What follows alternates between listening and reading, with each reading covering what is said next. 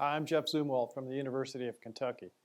I'm the Executive Director of Utilities and Energy Management there, and I want to talk to you a little bit about how utility companies make money. You think it's like most companies that make money, the more product or services they sell, the more money they make.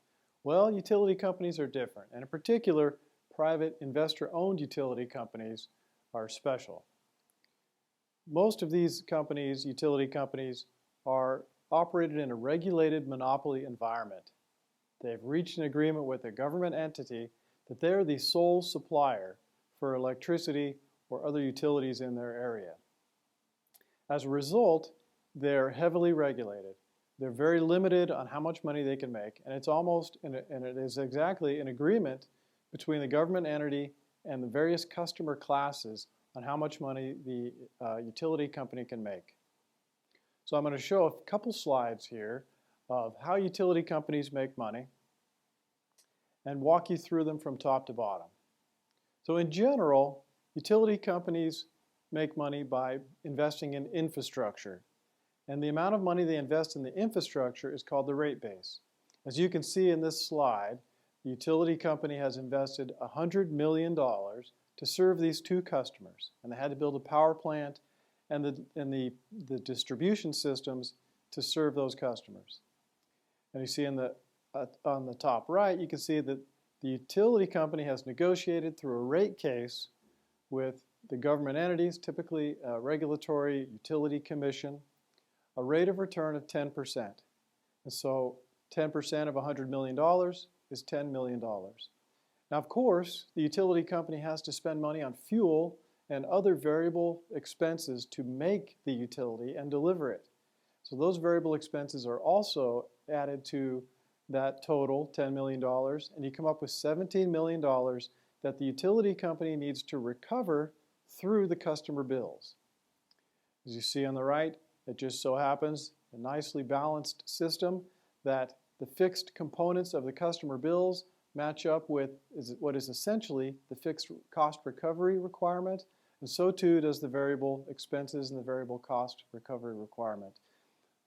Nice balance. No markup, as you'll see, on the variable expenses, right? So the fuel that's burned is not marked up. That's not where the utility companies make their money.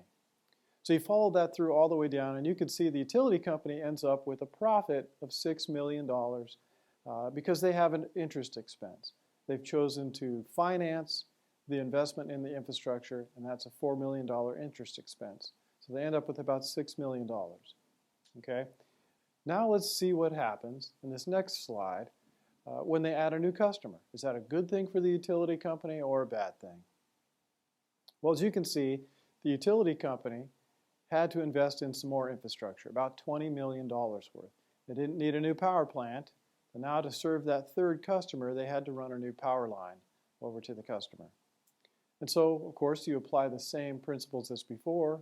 A 10% rate of return on what is now a $120 million rate base results in $12 million of cost recovery.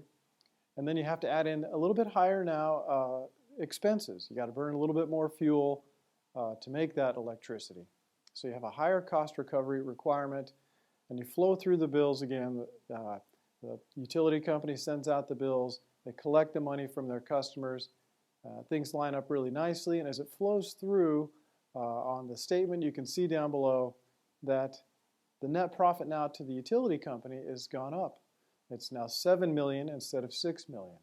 So in general, you can see that utility companies like growth. They like new customers. It increases their bottom line, but it's not in the way that most companies increase their bottom line. It's because they had to invest in more infrastructure, which then was used and applied against the rate of return to make more income.